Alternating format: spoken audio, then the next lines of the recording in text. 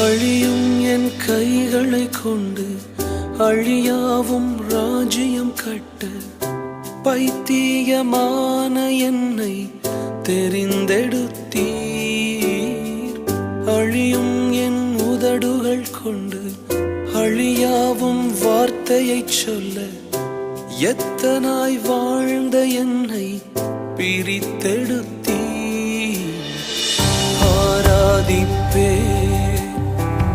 அதை எண்ணியே வாழ்நாளெல்லாம் உமை மட்டுமே ஆராதிப்பே அதை